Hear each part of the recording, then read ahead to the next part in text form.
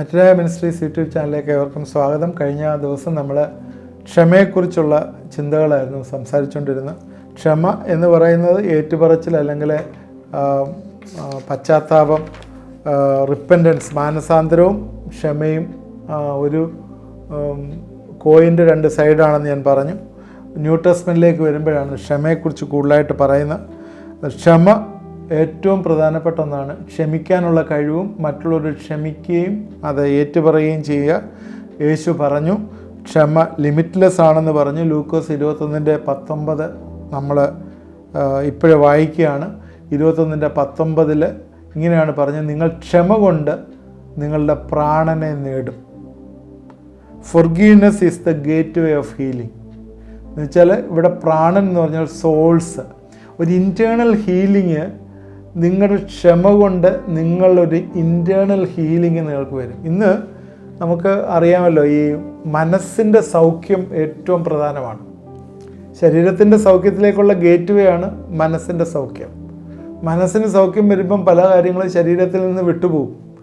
മനസ്സിൻ്റെ സൗഖ്യത്തിന് ഏറ്റവും പ്രധാനപ്പെട്ട ഒന്നാണ് ഫൊർഗീവ് ചെയ്യുക, ക്ഷമിക്കുക എന്ന് പറഞ്ഞ്.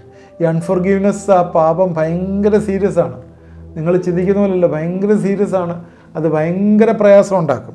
അതുകൊണ്ടാണ് ഇവിടെ പറയുന്നത്, നിങ്ങൾ ക്ഷമ കൊണ്ട് നിങ്ങളുടെ പ്രാണനെ നേടും. ക്ഷമിക്കാൻ നിങ്ങൾക്ക് കഴിവുണ്ടെങ്കിൽ, നിങ്ങൾ മറ്റുള്ളവർക്ക് ക്ഷമിക്കുകയാണെങ്കിൽ നിങ്ങളുടെ മനസ്സ് ഹീൽഡ് ആവും. മനസ്സ് ഹീൽഡ് ആവുമ്പോൾ എന്താ സംഭവിക്കുന്നത്? നിങ്ങൾ നോർമൽസിയിലേക്ക് വരും എന്നാണ് അത് പറഞ്ഞത്. ഇന്ന് ഒരുപാട് പ്രശ്നങ്ങളിൽ ആളുകൾ കടന്നു പോകുന്നുണ്ട്. ഫാമിലിയിൽ അല്ലെങ്കിൽ മറ്റുള്ള റിലേഷൻഷിപ്പിൽ ഒക്കെ പ്രശ്നം, ആരോടും പറയാതെ മനസ്സിൽ കൊണ്ടുവെക്കുന്ന പ്രശ്നങ്ങൾ. എഫേസ്യർ 4:31-32 വാക്യം, എല്ലാ കയ്പും കോപവും ക്രോധവും കുറ്റാരവും ദൂഷണവും സകല ദുർഗുണവുമായി നിങ്ങളെ വിട്ടൊഴിഞ്ഞു പോകട്ടെ. നിങ്ങൾ തമ്മിൽ ദയ മനസ്സിലുള്ളവരായി ദൈവം ക്രിസ്തുവിൽ നിങ്ങളോട് ക്ഷമിച്ചതുപോലെ അന്യോന്യം ക്ഷമിക്കും. ഓക്കെ, പിശാച് കയറി പിടിച്ചു വെച്ചിരിക്കുന്ന കെട്ടുകളാണിതെല്ലാം. ഉള്ളിലെ ഭയങ്കര കയ്പാണ്. അങ്ങോട്ടും ഇങ്ങോട്ടും കണ്ടാൽ മിണ്ടത്തില്ല, സഹോദരങ്ങളാണ്. കോപം, ക്രോധം, കുറ്റാരം, ദൂഷണം. എഫേസ്യ സഭയിൽ ഉള്ള കാര്യം ഈ പറയുന്നത്, അവർക്ക് എഴുതിയിരിക്കുന്നത്. ദൂഷണം, സകല ദുർഗുണം. ഇത്രയൊന്നും നമുക്കില്ലല്ലേ. ഇതെല്ലാം വിട്ട് കളഞ്ഞിട്ട് അന്യോന്യം ക്ഷമിക്കണം. ക്രിസ്തു നിങ്ങളോട് ക്ഷമിച്ചതുപോലെ അന്യോന്യം ക്ഷമിക്കണം. ക്രിസ്തു എങ്ങനെയാണ് നിങ്ങളോട് ക്ഷമിച്ചത്? ക്രിസ്തു എങ്ങനെയാണ് ക്ഷമിച്ചത്? 23:34 ലൂക്കോസ്, പിതാവേ ഇവർ ചെയ്യുന്നത് ഇന്നതെന്നറിയായി കൊണ്ട് ഇവരോട് ക്ഷമിക്കണമേ. ക്രൂശിൽ കിടന്നുകൊണ്ട് പ്രാർത്ഥിച്ചത്. ക്രൂശിൽ കിടന്നുകൊണ്ട് പ്രാർത്ഥിച്ച യേശുവിൻ്റെ ക്ഷമയുടെ മോഡലാണ് അവിടെ കാണുന്നത്. യേശു ക്ഷമിക്കുക എന്ന് പറഞ്ഞപ്പോഴേ യേശു അത് കാണിച്ചു കൊടുത്തതായിട്ടാണ് കാണുന്നത്. ക്രൂശിൽ കിടന്നു യേശു പഠിപ്പിച്ചതും അത് തന്നെയായിരുന്നു. മത്തായി 5:44 ആ സ്നേഹത്തിൻ്റെ ഒരു നിയമം പഠിപ്പിക്കുകയാണ്. നിങ്ങളെ ശത്രുക്കളെ സ്നേഹിപ്പീൻ, നിങ്ങളെ ഉപദ്രവിക്കുന്നവർക്ക് വേണ്ടി പ്രാർത്ഥിപ്പീൻ.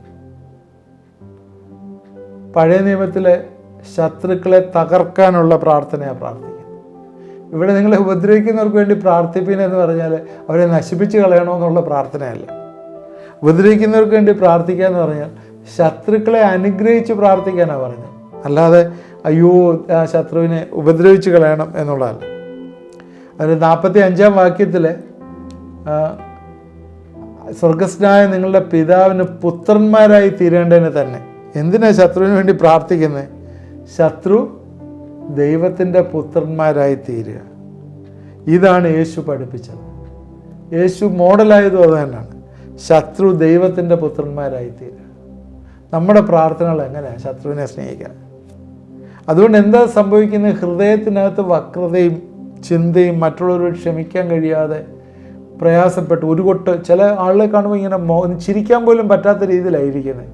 മുഖമൊക്കെ വല്ലാതെ ഇറുകി പിടിച്ചിരിക്കുകയാണ്. ക്ഷമിക്കാനുള്ള കഴിവില്ല. മർക്കോസ് 10:5 ഭാര്യയെ ഉപേക്ഷിക്കുന്നതിനെക്കുറിച്ച് മോശ ഉപേക്ഷണപത്രം എഴുതി കൊടുത്തതിനെക്കുറിച്ച് അവളെ ഉപേക്ഷിപ്പാൻ മോശ അനുവദിച്ച കാര്യം പറഞ്ഞപ്പോഴേ യേശു അവരോട് പറഞ്ഞതാണ്.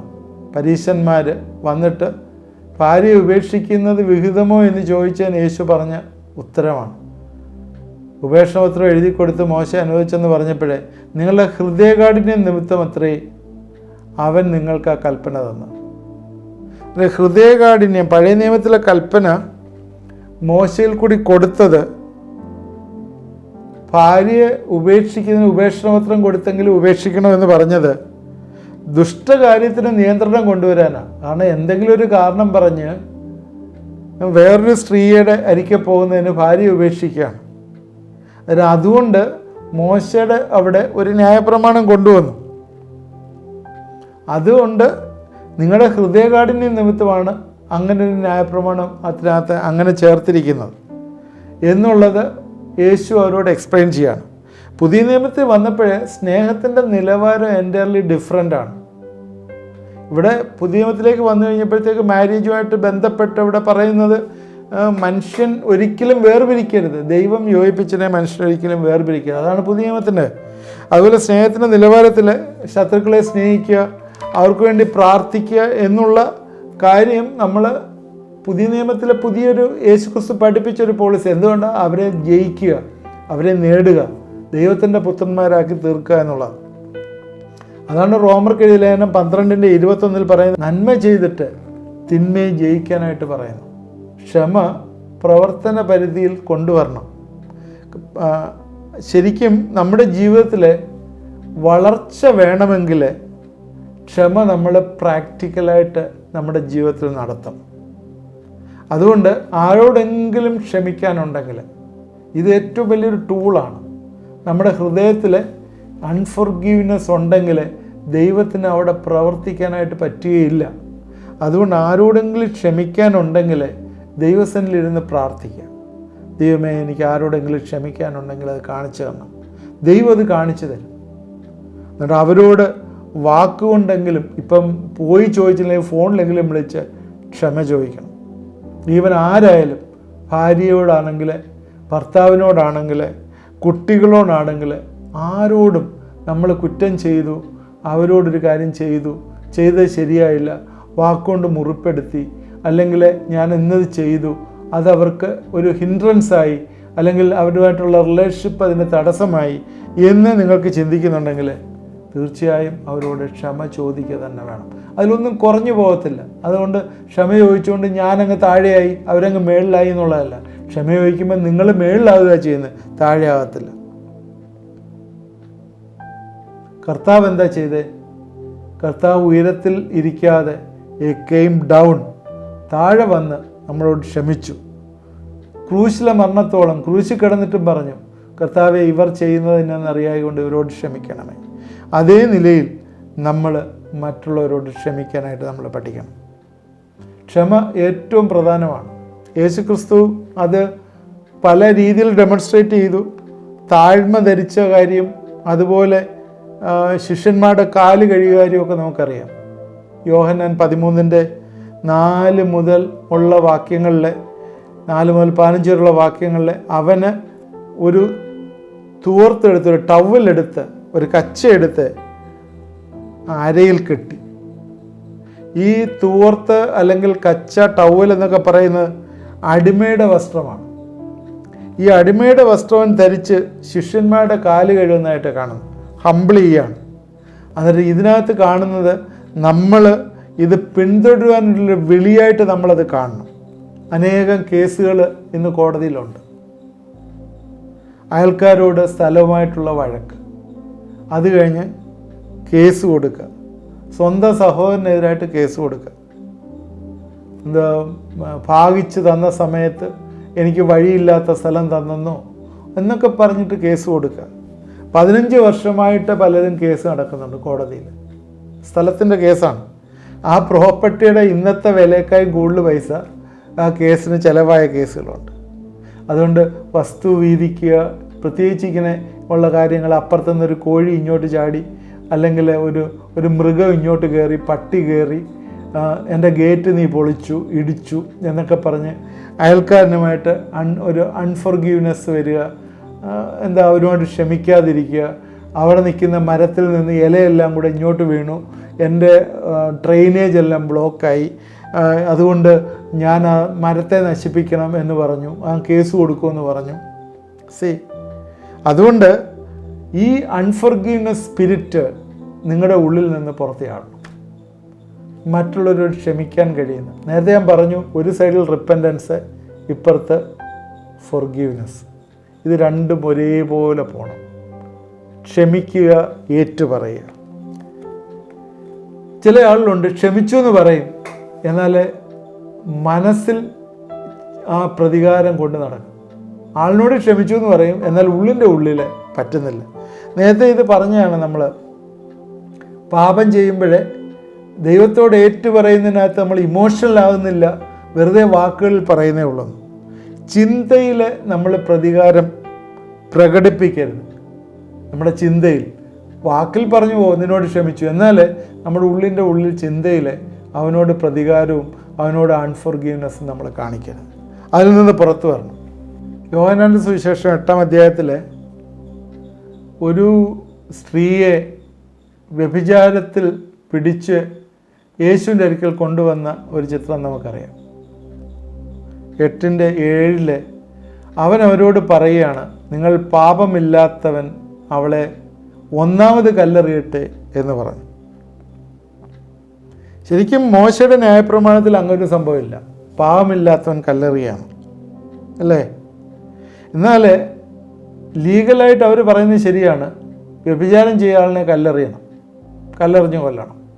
ഇവിടെ പാപമില്ലാത്തവൻ കല്ലെറിയുക എന്ന് പറയുന്നത് ഈ ലീഗൽ ഇഷ്യൂവിനെ ഒരു ധാർമ്മിക അല്ലെങ്കിൽ മോറൽ ഇഷ്യൂവായി യേശുക്രിസ്തു ചിത്രീകരിക്കുകയാണ്.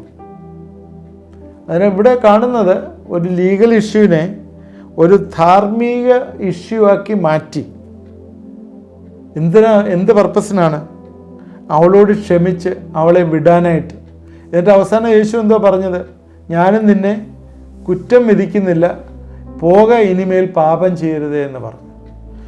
യേശു അവളോട് ക്ഷമിച്ചിട്ട് അവളിൽ നിന്ന് കുറ്റവിമുക്തിയാക്കി വിടുകയാണ്. അതായത് ഒരു ലീഗലിസ്റ്റിക് വ്യൂവിൽ നിന്ന് ധാർമ്മികമായിട്ടുള്ള ഒരു രീതിയിലേക്ക് അത് മാറ്റി. എന്ന് പറഞ്ഞാൽ പല കാര്യങ്ങളും നമ്മൾ ലീഗലായിട്ട് പല ഇഷ്യൂസും വെച്ചിരിക്കുന്നതിൽ നിന്ന് നമ്മൾ മാറി ചിന്തിക്കണം. പലതും ചില കാര്യങ്ങളൊക്കെ നമ്മൾ ക്ഷമിക്കുന്ന കാര്യത്തിലും ഇതുപോലെയാണ്. നമ്മൾ ലീഗലായിട്ട് ക്ഷമിച്ചു എന്നുള്ളതല്ല, നമ്മുടെ മനസ്സിനകത്ത് ക്ഷമിക്കണം. കർത്താവ് കാൽവറിയിൽ കിടന്ന് അങ്ങനെയാണ് ചെയ്തത്. ഇവർ ചെയ്യുന്നത് ഇന്നതെന്ന് അറിയായികയാൽ ഇവരോട് ക്ഷമിക്കണമെന്ന് പറഞ്ഞ്. ലീഗലായിട്ടുള്ള ക്ഷമയല്ല, ജെന്യുവിനായിട്ടുള്ള ക്ഷമയാണ്. അങ്ങനെ ക്ഷമിക്കാൻ തയ്യാറായതുകൊണ്ട് എന്ത് സംഭവിച്ചു? യേശു മരിച്ചു, അത് വേറെ വിഷയം. എന്നാൽ അവിടെ ജീവിതത്തിലെ ഒരു ഉയർത്തെഴുന്നേൽപ്പ് സംഭവിച്ചു എന്നതാണ്. സ്ഥലം നിങ്ങൾക്ക് കിട്ടിയില്ലെങ്കിൽ സ്ഥലത്തിന് കേസ് നടത്താൻ പോവാതെ നീ അതെടുത്തോ എന്ന് പറഞ്ഞാൽ അങ്ങനെ പറയാനായിട്ട് പറ്റുമോ? അങ്ങനെ പറഞ്ഞാൽ, ക്ഷമിച്ചാൽ സ്വർഗത്തിൽ നിങ്ങൾക്ക് കൂടുതൽ പതിവ് സ്ഥലം കിട്ടും. അതുകൊണ്ട് ക്ഷമിക്കുക. അതുകൊണ്ട് ചിന്തയിലും നമ്മൾ പ്രതികാരം പ്രകടിപ്പിക്കരുത്. ഞാനിപ്പോഴെല്ലാം ഈ അൺഫോർഗീവ്നെസ്സിൻ്റെ കാര്യങ്ങളാണ് പറയുന്നത്, ക്ഷമിക്കേണ്ട ആവശ്യത്തെക്കുറിച്ചാണ് പറയുന്നത്.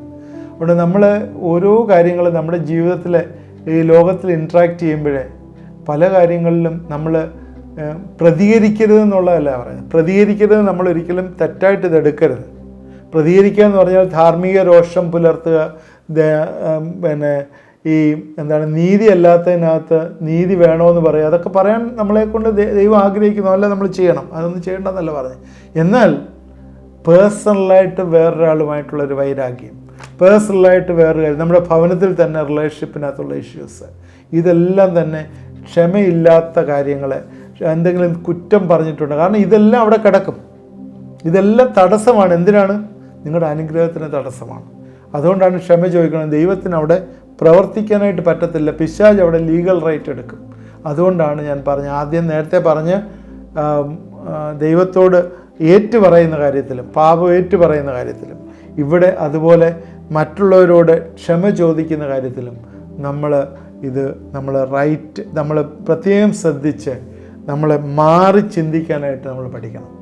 ചിന്തയിൽ പോലും പ്രതികാരം പ്രകടിപ്പിക്കുക. നമ്മൾ ഓറലായിട്ട് ചിലപ്പം പ്രതികാരം ഇല്ലെന്ന് പറഞ്ഞാൽ പോലും മനസ്സിൽ അത് കൊണ്ട് നടക്കരുത്. അത് നമ്മളെ ഒരുപാട് തളർത്തും. നമുക്ക് ഇന്ന് പ്രാർത്ഥിക്കാൻ, നമ്മളെ ഒരു എപ്പിസോഡ് കഴിയുമ്പോൾ നമ്മുടെ ഈ അൺഫോർഗീവ്നെസ്സിൽ നിന്നുള്ള ജയം നമുക്കെങ്ങനെ പ്രാപിക്കാം എന്നുള്ളൂടെ പറഞ്ഞിട്ട് ഞാൻ ഇത് എൻഡ് ചെയ്യാം. തീർച്ചയായും അത് ദൈവം നമ്മളെ സഹായിക്കും, നടത്തും. നമുക്ക് പ്രാർത്ഥിക്കാം. ദൈവമായ കർത്താവേ, ഏതെങ്കിലും രീതിയിൽ ഞങ്ങളുടെ ജീവിതങ്ങളിലെ ആരോടെങ്കിലും ക്ഷമിക്കാതിരുന്നിട്ടുണ്ടെങ്കിൽ ക്ഷമിക്കാനായിട്ടുള്ള കൃപ തരണമേ എന്ന് പ്രാർത്ഥിക്കുന്നു. നീ ഈ ലോകത്തിൽ വന്ന് കർത്താവ് 70 വട്ടം ക്ഷമിക്കണം, ലിമിറ്റ്ലെസ്സായിട്ട് ക്ഷമിക്കണമെന്ന് പറഞ്ഞെങ്കിലേ ഞങ്ങൾ കർത്താവെ അത് ജീവിതത്തിൽ പ്രാവർത്തികമാക്കാനായിട്ട് ഞങ്ങളോട് സഹായിക്കണമേ. ശത്രുക്കൾക്ക് വേണ്ടി പ്രാർത്ഥിപ്പാനായിട്ട് കർത്താവെ, അവരെ മിത്രങ്ങളാക്കുവാനായിട്ട് കർത്താവെ ഞങ്ങളെ നീ ഇടവരുത്തണമേ എന്ന് പ്രാർത്ഥിക്കുന്നു. ഞങ്ങളുടെ ശത്രുക്കളും ഉപദ്രവിക്കുന്നവർക്ക് വേണ്ടി പ്രാർത്ഥിച്ചാൽ അതിൽ കൂടി വലിയ വിടുതലുകൾ കാണും എന്ന് ഞങ്ങൾക്കറിയാം കർത്താവെ. അതുകൊണ്ട് അത് ഞങ്ങൾ മനസ്സിലാക്കി ഈ ദിവസങ്ങളിൽ ഇടപെടുവാനായിട്ട് കർത്താവെ നീ സഹായിക്കണമേ, ഇടവരുത്തണമേ എന്ന് പ്രാർത്ഥിക്കുന്നു. കർത്താവെ, മനസ്സിലെ പ്രതികാരം വെച്ചുകൊണ്ടിരിക്കുക, ഗ്രഡ്ജ് വെച്ചുകൊണ്ടിരിക്കുക, പ്രത്യേകിച്ചും ഓഫീസിലെ വർക്ക് ചെയ്യുന്ന ചില ആളുകൾ അവരുടെ സീനിയേഴ്സിന് അല്ലെങ്കിൽ സുപ്പീരിയേഴ്സിന് എഗൻസ്റ്റായിട്ട് മനസ്സിൽ പ്രതികാര മനസ്ഥിതി വെച്ച് ക്ഷമിക്കാതിരിക്കുന്ന ചില ആളുകൾ ശ്രദ്ധിക്കുന്നു. ഞാൻ നിങ്ങൾക്ക് വേണ്ടി പ്രാർത്ഥിക്കുകയാണ്. നിങ്ങൾ അവരോട് ക്ഷമിക്കുക. അവരോട് എന്തെങ്കിലും വേണ്ടാത്ത വാക്കുകൾ പറഞ്ഞിട്ടുണ്ടെങ്കിൽ അവരോട് പറഞ്ഞ് ക്ഷമ ചോദിക്കുക. അതുപോലെ ഭവനത്തിലെ ഭാര്യ ഭർത്തൃ ബന്ധങ്ങളിലെ എന്തെങ്കിലും തെറ്റുവാക്കുകൾ അന്യോന്യം പറഞ്ഞ് പ്രശ്നങ്ങളുണ്ടായിട്ടുണ്ട്. ചിലപ്പോൾ നിങ്ങളത് മറന്നു പോയിട്ടുണ്ടാവും. നിങ്ങൾ ദയവായി പോയി ഭാര്യയോടോ ഭർത്താവിനോടോ ക്ഷമ ചോദിക്കുക, നിരക്കുക, മനസ്സിലൊരു ഗ്രഡ്ജും വെച്ച് പുലർത്താതിരിക്കുക. ദൈവം നിങ്ങളെ അനുഗ്രഹിക്കും. ചില കുടുംബങ്ങളിലെ, ചില ഓഫീസുകളിലെ അത് വന്നു എന്ന് ദൈവത്തിൻ്റെ ആത്മാവ് കാണിച്ചു തരുന്നു. അത് തീർച്ചയായും നിങ്ങളത് ചെയ്യുമെങ്കിൽ ദൈവം നിങ്ങളെ അനുഗ്രഹിക്കും, ദൈവം നിങ്ങളെ നടത്തും. പ്രത്യേകിച്ചും പ്രതികാരം ദൈവത്തിനുള്ളതാണ്. ദൈവമാണ് അത് ജഡ്ജ് ചെയ്യുന്നത്, നമുക്കല്ല പ്രതികാരം തന്നിരിക്കുന്നത്. ഇത് നമ്മൾ മനസ്സിലാക്കി ഈ ദിവസങ്ങൾ പ്രവർത്തിപ്പാൻ കർത്താവെ ഞങ്ങൾക്കെല്ലാം കൃപ തരുകയും സഹായിക്കുകയും ചെയ്യണമേ. ഇത് കണ്ടുകൊണ്ടിരുന്നവരെ നീ അനുഗ്രഹിക്കണമേ, ബലപ്പെടുത്തണമേ എന്ന് പ്രാർത്ഥിക്കുന്നു. പ്രാർത്ഥന കേട്ടോർത്ത് സ്തോത്രം. യേശുക്രിസ്തുവിൻ്റെ നാമത്തിൽ പ്രാർത്ഥിക്കുന്നു, കേൾക്കുമാറാകണമേ. ആമേൻ. ഇത് കണ്ടുകൊണ്ടിരുന്നവരെ ദൈവം അനുഗ്രഹിക്കട്ടെ. ഈ ഫൊർഗീവ്നെസ്സിൻ്റെ കാര്യം ഒരു എപ്പിസോഡ് കഴിയുമ്പോൾ തീരും. അതൊരു ടൂളാണ് ഈ ഫൊർഗീവ്നെസ്സും അതുപോലെ റിപ്പൻറ്റൻസും ഒക്കെ. ഇത് നമ്മൾ പ്രയോഗിക്കണം. നമ്മുടെ ജീവിതത്തിലെ ഡെലിവറൻസിന് ഇതെല്ലാം ആവശ്യമാണെന്ന് മനസ്സിലാക്കുക. ഇത് നിങ്ങൾ മറ്റുള്ളവർക്ക് ഷെയർ ചെയ്ത് കൊടുക്കുക, അതിൻ്റെ ലിങ്ക് അയച്ചു കൊടുക്കുക, വാട്സാപ്പ് വഴിയൊക്കെ. ദൈവം നമ്മളെ എല്ലാവരെയും അനുഗ്രഹിക്കട്ടെ.